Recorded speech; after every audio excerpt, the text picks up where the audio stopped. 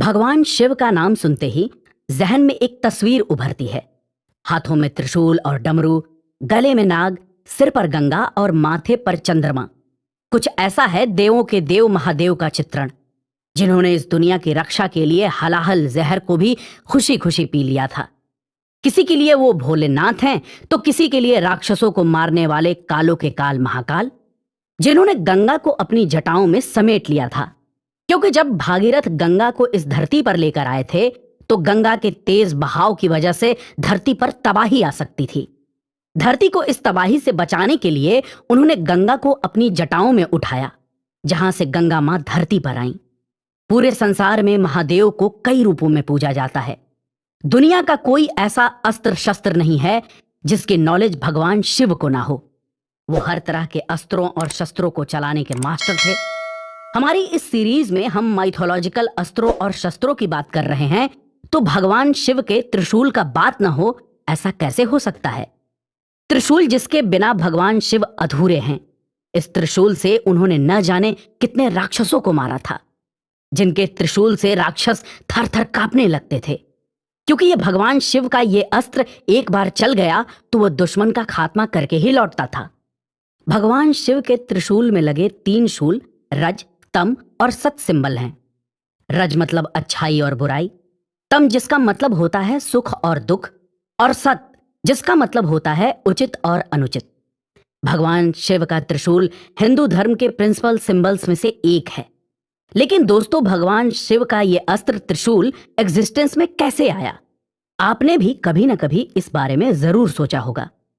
शिव पुराण के साथ साथ विष्णु पुराण में भी त्रिशूल के ओरिजिन की कहानियां मिलती हैं। कहा जाता है कि त्रिशूल को सूर्य देवता की प्रचंड अग्नि से बनाया गया था। यह भी कहा जाता है कि सूर्य देवता की शादी भगवान विश्वकर्मा की बेटी संजना से हुई थी। लेकिन संजना अपनी इस शादी से खुश नहीं थी, क्योंकि वो सूर्य देवता का झुलसा देने वाली गर्मी से परेशान थी। तब संजना ने अपने पिता विश्वकर्मा से इसकी शिकायत की और कहा कि इस प्रॉब्लम का सॉल्यूशन निकालें, नहीं तो वो कभी भी अपने ससुराल नहीं जाएगी। सूर्य देवता भी अपनी तपिश यानी गर्मी को कम करना चाहते थे।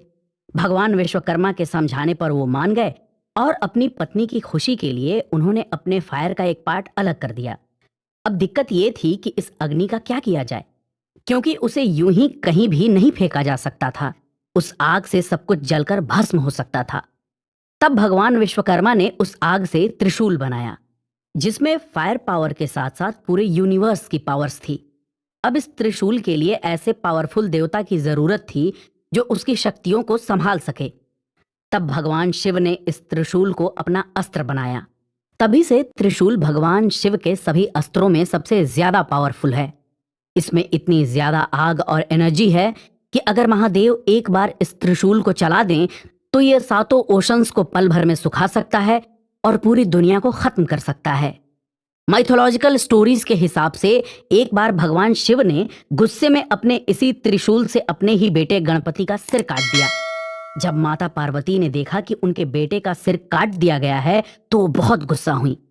उनके गुस्से की वजह से पूरे संसार में हाहाकार मच गया। तब भगवान शिव ने एक हाथी का सिर गणपति के सिर पर लगाकर उन्हें फिर जिंदा किया था। एक और कहानी प्रचलित है। कहा जाता है कि त्रिशूल से भगवान शिव ने अपने ससुर राजा दक्ष प्रजापति का सिर भी काट दिया था।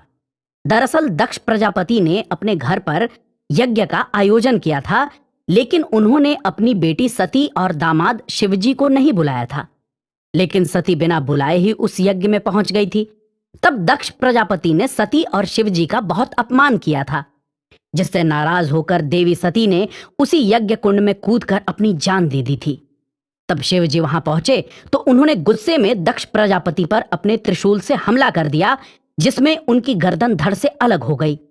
इसके अलावा शंकर भगवान ने तारकाक्ष, कमलाक्ष और विधुनमाली नाम के 3 राक्षसों को अपने त्रिशूल से मारा था। ये तीनों राक्षस त्रिपुरासुर कहे जाते थे। वहीं भगवान शिव ने अपने त्रिशूल से सुधांत, लवणासुर जैसे कई राक्षसों को भी मारा था। कहा जाता है कि एक बार सूर्य देवता की किसी गलती पर भगवान ने त्रिशूल चलाकर सूर्य को ही ढक दिया था और उनके तेज को खत्म कर दिया था।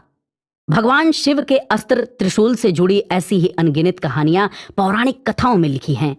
त्रिशूल के अलावा भगवान शिव के और भी कई अस्त्र थे जिनका इस्तेमाल महाभारत और रामायण के युद्ध में किया गया था। भगवान शिव के वो कौन कौन से अस्त्र थे, जानने के लिए सुनिए हमारा अगला एपिसोड।